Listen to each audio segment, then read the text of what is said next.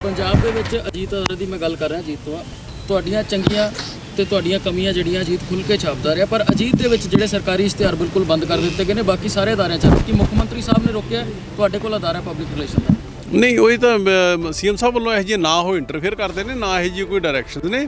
ਜੇ ਕੋਈ ਇਹੋ ਜਿਹੀ ਤੁਹਾਡਾ ਕੋਈ ਗ੍ਰੀਵੈਂਸ ਹੈਗਾ ਤੇ ਮੈਂ ਬਾਹਰ ਗਿਆ ਹੋਇਆ ਸੀਗਾ ਇੱਕ ਫੈਮਿਲੀ ਫੰਕਸ਼ਨ, ਤੁਸੀਂ ਮੈਨੂੰ ਦੱਸੋ। ਤੁਸੀਂ ਚੰਗਾ ਕੀਤਾ ਅੱਜ ਦੱਸਿਆ, ਪਹਿਲੇ ਬੰਦੇ ਤੁਸੀਂ ਜਿਨ੍ਹਾਂ ਨੇ ਧਿਆਨ 'ਚ ਲਿਆਂਦਾ। ਮੈਂ ਪਤਾ ਕਰ ਲੈਣਾ, ਇਹੋ ਜਿਹੀ ਕੋਈ ਗੱਲ ਨਹੀਂ ਹੈਗੀ। ਕੋਈ ਟੈਕਨੀਕਲ ਇਸ਼ੂ ਹੋਵੇ ਜਾਂ ਕੋਈ ਐਡਮਿਨਿਸਟ੍ਰੇਟਿਵ ਇਸ਼ੂ ਹੋਵੇ ਉਹ ਅਲੱਗ ਗੱਲ ਹੈ, ਪਰ ਨਾ ਪੋਲੀਟੀਕਲ ਨਾ ਵਿੰਡਿਕਟਿਵ, ਨਾ ਸਾਡੀ ਸਰਕਾਰ ਔਰ ਪਾਰਟੀ ਨਾਲ ਕੰਮ ਕਰਦੀ ਹੈ ਤੇ ਨਾ ਕਰਦੀ। ਸੁਨਾਮ ਦੀ ਸਰਕਾਰੀ ITI ਦੇ ਨਵੀਨੀਕਰਨ ਦੇ ਕੰਮ ਦਾ ਜਾਇਜ਼ਾ ਲੈਣ ਪੁੱਜੇ ਕੈਬਨਿਟ ਮੰਤਰੀ ਅਮਨ ਅਰੋੜਾ ਨੇ ਪੰਜਾਬ ਸਰਕਾਰ ਵੱਲੋਂ ਅਦਾਰਾ ਅਜੀਤ ਵਿੱਚ ਬੰਦ ਕੀਤੇ ਗਏ ਇਸ਼ਤਿਹਾਰਾਂ ਬਾਰੇ ਬੋਲਦਿਆਂ ਕਿਹਾ ਕਿ ਉਹ ਵਿਦੇਸ਼ ਗਏ ਹੋਏ ਸਨ, ਇਸ ਲਈ ਉਹਨਾਂ ਨੂੰ ਇਸ ਬਾਰੇ ਕੁਝ ਵੀ ਪਤਾ ਨਹੀਂ ਹੈ। ਉਹਨਾਂ ਦਾ ਕਹਿਣਾ ਹੈ ਕਿ ਉਹ ਪਤਾ ਕਰ ਲੈਂਦੇ ਹਨ ਕਿ ਕਿਸ ਕਾਰਨ ਕਰਕੇ ਇਸ਼ਤਿਹਾਰ ਬੰਦ ਹੋਏ ਹਨ। ਅਮਨ ਅਰੋੜਾ ਦਾ ਕਹਿਣਾ ਹੈ ਕਿ ਪੰਜਾਬ ਸਰਕਾਰ ਕਿਸੇ ਵੀ ਪ੍ਰਕਾਰ ਦੀ ਬਦਲਾਖੋਰੀ ਭਾਵਨਾ ਨਾਲ ਕੰਮ ਨਹੀਂ ਕਰ ਰਹੀ।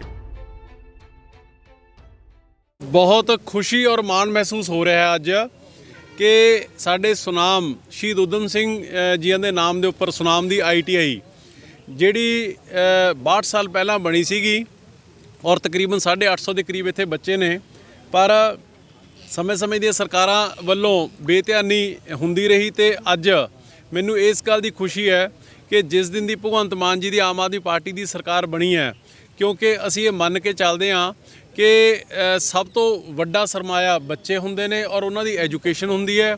ਔਰ ITI ਪੋਲੀਟੈਕਨਿਕ ਇੱਕ ਜਿਹੜੇ ਸਕਿੱਲ ਡਿਵੈਲਪਮੈਂਟ ਦੇ ਕੋਰਸਿਸ ਨੇ, ਇਹਦੇ ਲਈ ਮੈਂ ਭਗਵੰਤ ਮਾਨ ਜੀ ਨੂੰ CM ਸਾਹਿਬ ਨੂੰ ਬੇਨਤੀ ਕੀਤੀ ਸੀਗੀ ਔਰ ਉਹਨਾਂ ਨੇ ਮੇਰੀ ਪਹਿਲੀ ਬੇਨਤੀ ਦੇ ਉੱਪਰ ਹੀ ਉਸ ਨੂੰ ਪ੍ਰਵਾਨ ਕਰਦੇ ਹੋਏ 3 ਕਰੋੜ 27 ਲੱਖ ਰੁਪਇਆ ਜਾਰੀ ਕਰ ਦਿੱਤਾ, ਜਿਸ ਦੇ ਨਾਲ ਟੋਟਲ ਕੰਪਲੀਟ ਰੈਨੋਵੇਸ਼ਨ ਹੈ ਜਿਹੜੀ, ਔਰ ਜਿਹੜਾ ਹੋਰ ਇਨਫਰਾਸਟ੍ਰਕਚਰ ਨਵਾਂ ਇਨਫਰਾਸਟ੍ਰਕਚਰ ਬਣਨਾ ਸੁਨਾਮ ITI ਦੇ ਵਿੱਚ, ਉਹ ਇਸ ਦੇ ਨਾਲ ਕੰਪਲੀਟ ਹੋ ਜਾਏਗਾ। ਸੋ ਜਿੱਥੇ CM ਸਾਹਿਬ ਦਾ ਤਹਿ ਦਿਲੋਂ ਸੁਨਾਮ ਵਾਸੀਆਂ ਵੱਲੋਂ, ਕਿਉਂਕਿ ਸੁਨਾਮ ਸ਼ਹੀਦ ਊਧਮ ਸਿੰਘ ਜੀ ਦੀ ਧਰਤੀ ਹੈ ਔਰ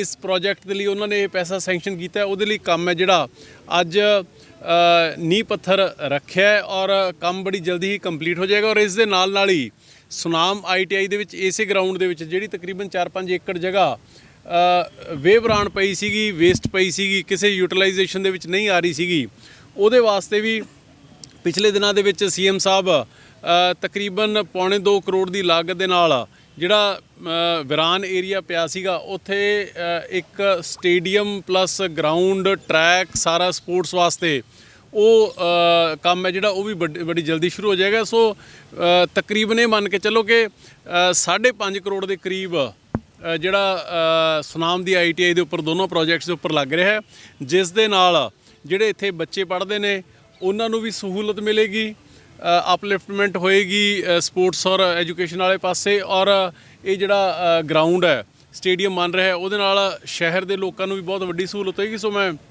ਤਹਿ ਦਿਲੋਂ ਧੰਨਵਾਦ ਕਰਦਾ CM ਸਾਹਿਬ ਦਾ। ਔਰ ਇਸ ਦੇ ਨਾਲ ਹੀ ਹੋਰ ਵੀ ਬਹੁਤ ਸਾਰੇ ਪ੍ਰੋਜੈਕਟ ਨੇ ਜਿਹੜੇ ਉਹ ਤੁਹਾਨੂੰ ਸਾਰੇ ਸੁਨਾਮ ਹਲਕਾ ਨਿਵਾਸੀਆਂ ਨੂੰ ਔਰ ਮੀਡੀਆ ਦੇ ਸਾਥੀਆਂ ਨੂੰ ਬੜੀ ਜਲਦੀ ਹੀ ਦੇਵਾਂਗੇ। DC ਸਾਹਿਬ ਬੜੇ ਐਕਟਿਵਲੀ, SDM ਸਾਹਿਬ, ਸਾਰੀ ਐਡਮਿਨਿਸਟ੍ਰੇਸ਼ਨ, ਸਾਰੇ ਡਿਪਾਰਟਮੈਂਟ ਬੜੇ ਐਕਟਿਵਲੀ ਜ਼ਿਲ੍ਹੇ ਦੀ ਔਰ ਸੁਨਾਮ ਹਲਕੇ ਦੀ ਡਿਵੈਲਪਮੈਂਟ ਵਾਸਤੇ ਲੱਗੇ ਨੇ। ਮੇਰੇ ਯਾਦ ਹੈ ਕਿ ਜੇ ਸਰਕਾਰ ਬਣੀ ਸੀਗੀ, ਦੂਸਰਾ ਤੀਸਰਾ ਸੰਡੇ ਸੀਗਾ, DC ਸਾਹਿਬ ਨੇ ਹਜੇ ਜੁਆਇਨ ਹੀ ਕੀਤਾ ਸੀਗਾ, ਤੋਂ ਰਲ ਮਿਲ ਕੇ ਸਾਰਿਆਂ ਨੇ ਆਪਾਂ ਲਾਇਆ ਸੀਗਾ। ਅੱਜ ਉਹ ਇੱਕ ਫਲਦਾਰ ਰੂਪ ਦਾ ਧਾਰਨ ਹੈ ਜਿਹੜਾ ਉਹ ਕਰਦਾ ਜਾ ਰਿਹਾ। ਸੋ ਬਹੁਤ ਬਹੁਤ ਮੁਬਾਰਕਾਂ ਪ੍ਰਿੰਸੀਪਲ ਸਾਹਿਬ ਨੂੰ, ਸਾਰੇ ਸਟਾਫ ਨੂੰ, ਸਾਰੇ ਬੱਚਿਆਂ ਨੂੰ। ਡਿਪਾਰਟਮੈਂਟ ਦੀ ਗੱਲ ਕੀਤੀ ਜਾਵੇ, ਕਾਰਨ ਬਤਾਓ, ਨੋਟਿਸ ਜਾਰੀ ਕੀਤੇ ਹੈਗੇ ਨੇ, ਦੇਖੋ ਇਸ ਤਰ੍ਹਾਂ ਕਿ ਮੈਂ ਮੰਨ ਕੇ ਚੱਲਦਾ ਕਿ ਸਰਕਾਰ ਔਰ ਸਰਕਾਰੀ ਮੁਲਾਜ਼ਮਾਂ ਦੀ ਜ਼ਿੰਮੇਵਾਰੀ ਹੁੰਦੀ ਹੈ ਕਿ ਲੋਕਾਂ ਨੂੰ ਸਰਵਿਸਿਜ਼ ਨੇ ਜਿਹੜੀਆਂ ਉਹ ਟਾਈਮ ਬਾਉਂਡ ਤਰੀਕੇ ਦੇ ਨਾਲ ਦਿੱਤੀਆਂ ਜਾਣ। ਜਦੋਂ ਦੀ ਸਰਕਾਰ ਬਣੀ ਔਰ ਮੈਨੂੰ ਮਾਨ ਸਾਹਿਬ ਨੇ as housing and urban development minister charge ਦਿੱਤਾ, ਤੇ ਉਦੋਂ ਅਸੀਂ ਇੱਕ ਜਿਹੜਾ ਪੋਰਟਲ ਸੀ ਉਹ ਤਿਆਰ ਕੀਤਾ, ਜਿਸ ਦੇ ਵਿੱਚ ਸਮੇਂਬੱਧ ਤਰੀਕੇ ਦੇ ਨਾਲ ਸਾਰੀਆਂ ਸਰਵਿਸਿਜ਼ ਦੇਣ ਦਾ ਜ਼ਰੀਆ ਜਿਹੜਾ ਉਹ ਤਿਆਰ ਕੀਤਾ। ਮੈਂ ਇੱਕ ਦਿਨ ਪਿਛਲੇ ਮਹੀਨੇ ਤਕਰੀਬਨ ਸਵੇਰੇ ਮੇਰੀ 4-4:30 ਵਜੇ ਅੱਖ ਖੁੱਲ੍ਹ ਗਈ ਤੇ ਮੈਂ ਉਹ ਔਨਲਾਈਨ ਪੋਰਟਲ ਇੱਕ ਦਿਨ ਆਪ ਦਫ਼ਤਰ ਦੇ ਵਿੱਚ ਬੈਠ ਕੇ 3-3.5 ਘੰਟੇ ਮੈਂ ਸਮਝਿਆ ਸੀਗਾ ਵੀ ਕਿਵੇਂ ਚੱਲਦਾ ਇਹ। ਤੇ ਉਹ ਜਦੋਂ ਸਵੇਰੇ ਇੱਕ ਦਿਨ ਜਲਦੀ ਅੱਖ ਖੁੱਲ੍ਹ ਗਈ ਤੇ ਮੈਂ ਚੈੱਕ ਕਰਨਾ ਸ਼ੁਰੂ ਕੀਤਾ ਤੇ ਮੈਂ 2.5-3 ਘੰਟੇ ਉਹਨੂੰ ਸਟੱਡੀ ਕਰਨ ਤੋਂ ਕੱਲਾ ਕਿਹੜੀ ਫਾਈਲ ਪੂਰੇ ਪੰਜਾਬ ਦੇ ਵਿੱਚ ਕਿਹੜੇ ਕਲਰਕ ਦੇ, ਕਿਹੜੇ ਬਾਊ ਦੇ, ਕਿਹੜੇ ਅਫਸਰ ਦੇ ਟੇਬਲ ਦੇ ਉੱਪਰ ਕਿੰਨੇ ਸਮੇਂ ਤੋਂ ਵੱਧ ਪਈ ਹੈ, ਉਹ ਜਦੋਂ ਮੈਂ ਚੈੱਕ ਕੀਤਾ ਤੇ ਮੈਂ ਆਇਡੈਂਟੀਫਾਈ ਕੀਤਾ ਖੁਦ ਆਪ ਕਿ 45 ਅਫਸਰ, ਮੁਲਾਜ਼ਮ, ਬਾਬੂ, ਕਲਰਕ ਇਹੋ ਜਿਹੇ ਸੀਗੇ ਜਿਨ੍ਹਾਂ ਕੋਲੇ ਸਮੇਂ ਵੱਧ ਜੋ ਟਾਈਮ ਬਾਉਂਡ ਡਿਲੀਵਰੀ ਕਰਨੀ ਸੀਗੀ ਉਹ ਤੋਂ ਉਸ ਟਾਈਮ ਤੋਂ ਉੱਪਰ ਉਹਨਾਂ ਕੋਲ ਫਾਈਲਾਂ ਲੋਕਾਂ ਦੀਆਂ ਪੈਂਡਿੰਗ ਪਈਆਂ ਨੇ। ਸੋ ਜਦੋਂ ਮੈਂ 45 ਆਇਡੈਂਟੀਫਾਈ ਕਰ ਲਏ ਉਹ ਮੈਂ ਉਹਨਾਂ ਨੂੰ ਸ਼ੋ ਕਾਜ਼ ਨੋਟਿਸ ਹੈ ਜਿਹੜਾ ਉਹ ਜਾਰੀ ਕੀਤਾ ਤੇ ਉਹਨਾਂ 45 ਦੇ ਵਿੱਚੋਂ 42 ਦੇ ਸਾਨੂੰ ਜਵਾਬ ਆਏ। ਉਹਨਾਂ ਨੇ ਇਨਫੈਕਟ ਮਾਫੀ ਮੰਗੀ, ਰਿਗਰੈਟ ਕੀਤਾ। ਕਿਸੇ ਨੇ ਕਿਹਾ ਕਿ ਜੀ ਮੇਰੇ ਕੋਲ ਇੱਕ ਤੋਂ ਵੱਧ ਚਾਰਜ ਨੇ ਇਸ ਕਰਕੇ ਨਹੀਂ ਕਰ ਸਕਿਆ, ਕਿਸੇ ਨੇ ਕੋਈ ITA ਦੀ ਗੱਲ ਕੀਤੀ। ਸੋ IT ਸਿਸਟਮ ਡਾਊਨ ਸੀਗਾ, ਇਸ ਤਰੀਕੇ ਦੀਆਂ ਸਾਰਿਆਂ ਦੀ ਜਸਟੀਫਿਕੇਸ਼ਨਸ ਆਈਆਂ।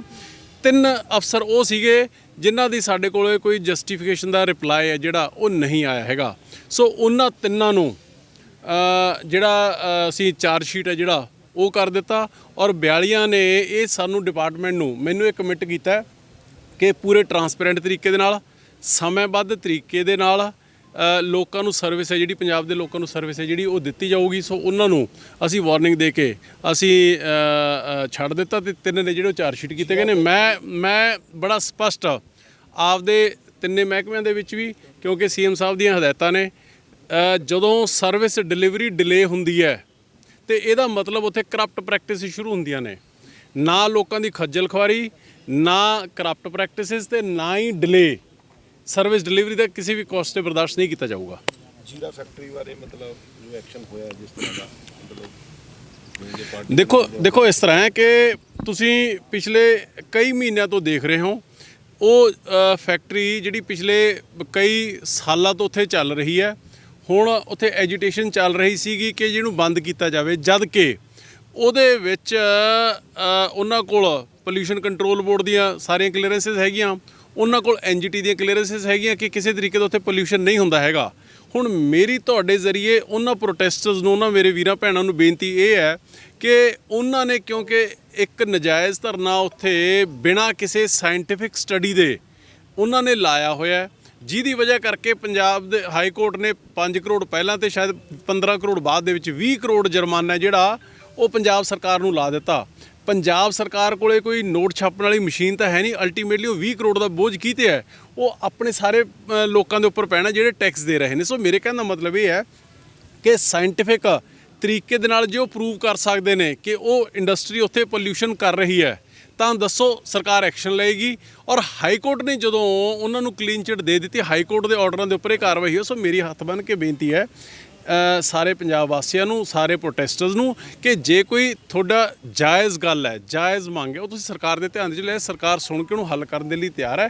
ਪਰ ਬਿਨਾਂ ਗੱਲ ਕਿ ਮੈਂ ਨਾ ਮਾਨੂੰ ਕਰਕੇ ਗਈ ਵੀ ਧਰਨਾ ਲਾਉਣਾ ਹੀ ਲਾਉਣਾ ਹੈ ਤੇ ਪੰਜਾਬ ਦਾ ਮਾਹੌਲ ਖਰਾਬ ਕਰਨਾ ਹੀ ਕਰਨਾ ਹੈ, ਇਹ ਕੰਮ ਨਹੀਂ ਚੱਲੂਗਾ। ਜੇ ਇਸ ਤਰੀਕੇ ਨਾਲ ਆਪਾਂ ਇੰਡਸਟਰੀਆਂ, ਫੈਕਟਰੀਆਂ ਬੰਦ ਕਰਾਉਣ ਲੱਗ ਗਏ ਤੇ ਪੰਜਾਬ ਦੇ ਵਿੱਚ ਇਨਵੈਸਟ ਕਿਹਨੇ ਕਰਨਾ? ਜੇ ਪੰਜਾਬ ਦੇ ਵਿੱਚ ਇਨਵੈਸਟ ਨਾ ਹੋਇਆ ਤੇ ਸਭ ਤੋਂ ਵੱਡਾ ਨੁਕਸਾਨ ਹੈ ਜਿਹੜਾ ਉਹ ਪੰਜਾਬ ਤੇ ਪੰਜਾਬੀਆਂ ਦਾ। ਸੋ ਇਹੋ ਜਿਹੇ ਅਨਵਾਂਟਡ ਪ੍ਰੋਟੈਸਟਰਸ ਨੂੰ ਮੇਰੀ ਬੇਨਤੀ ਹੈ ਕਿ ਕਿਰਪਾ ਕਰਕੇ ਇਹੋ ਜਿਹੇ ਧਰਨਿਆਂ ਤੋਂ ਗੁਰੇਜ਼ ਕਰਨਾ। ਅਰੋੜਾ ਸਾਹਿਬ, ਕੇਂਦਰ ਦੀ ਸਰਕਾਰ ਨੂੰ ਹੁਣ ਤੱਕ ਤੁਸੀਂ ਭੰਡਦੇ ਰਹੇ ਕਿ ਗੋਦੀ ਮੀਡੀਆ ਨੂੰ ਪ੍ਰਫੁੱਲਤ ਕਰ ਰਹੇ ਆ, ਮੀਡੀਆ ਅਦਾਰਿਆਂ ਤੇ ਦਬਾਅ ਬਣਾ ਰਹੇ ਨੇ। ਪੰਜਾਬ ਦੇ ਵਿੱਚ ਅਜੀਤ ਅਦਾਰੇ ਦੀ ਮੈਂ ਗੱਲ ਕਰ ਰਿਹਾ ਅਜੀਤ ਤੋਂ, ਤੁਹਾਡੀਆਂ ਚੰਗੀਆਂ ਤੇ ਤੁਹਾਡੀਆਂ ਕਮੀਆਂ ਜਿਹੜੀਆਂ ਅਜੀਤ ਖੁੱਲ੍ਹ ਕੇ ਛਾਪਦਾ ਰਿਹਾ, ਪਰ ਅਜੀਤ ਦੇ ਵਿੱਚ ਜਿਹੜੇ ਸਰਕਾਰੀ ਇਸ਼ਤਿਹਾਰ ਬਿਲਕੁਲ ਬੰਦ ਕਰ ਦਿੱਤੇ ਗਏ ਨੇ, ਬਾਕੀ ਸਾਰੇ ਅਦਾਰਿਆਂ 'ਚ ਕਿ ਮੁੱਖ ਮੰਤਰੀ ਸਾਹਿਬ ਨੇ ਰੋਕਿਆ, ਤੁਹਾਡੇ ਕੋਲ ਅਦਾਰਾ ਪਬਲਿਕ ਰਿਲੇਸ਼ਨ ਦਾ ਨਹੀਂ, ਉਹੀ ਤਾਂ CM ਸਾਹਿਬ ਵੱਲੋਂ ਇਹੋ ਜਿਹੇ ਨਾ ਉਹ ਇੰਟਰਫੇਅਰ ਕਰਦੇ ਨੇ, ਨਾ ਇਹੋ ਜਿਹੀ ਕੋਈ ਡਾਇਰੈਕਸ਼ਨਸ ਨੇ। ਜੇ ਕੋਈ ਇਹੋ ਜਿਹੀ ਤੁਹਾਡਾ ਕੋਈ ਗ੍ਰੀਵੈਂਸ ਹੈਗਾ ਤੇ ਮੈਂ ਬਾਹਰ ਗਿਆ ਹੋਇਆ ਸੀਗਾ ਇੱਕ ਫੈਮਿਲੀ ਫੰਕਸ਼ਨ, ਤੁਸੀਂ ਮੈਨੂੰ ਦੱਸੋ, ਤੁਸੀਂ ਚੰਗਾ ਕੀਤਾ ਅੱਜ ਦੱਸਿਆ, ਪਹਿਲੇ ਬੰਦੇ ਤੁਸੀਂ ਜਿਨ੍ਹਾਂ ਨੇ ਧਿਆਨ 'ਚ ਲਿਆਂਦਾ, ਮੈਂ ਪਤਾ ਕਰ ਲੈਣਾ। ਇਹੋ ਜਿਹੀ ਕੋਈ ਗੱਲ ਨਹੀਂ ਹੈਗੀ। ਕੋਈ ਟੈਕਨੀਕਲ ਇਸ਼ੂ ਹੋਵੇ ਜਾਂ ਕੋਈ ਐਡਮਿਨਿਸਟ੍ਰੇਟਿਵ ਇਸ਼ੂ ਹੋਵੇ ਉਹ ਅਲੱਗ ਗੱਲ ਹੈ, ਪਰ ਨਾ ਪੋਲੀਟੀਕਲ, ਨਾ ਵਿੰਡਿਕਟਿਵ, ਨਾ ਸਾਡੀ ਸਰਕਾਰ ਔਰ ਪਾਰਟੀ ਨਾ ਕੰਮ ਕਰਦੀ ਹੈ ਤੇ ਨਾ ਕਰਦੀ।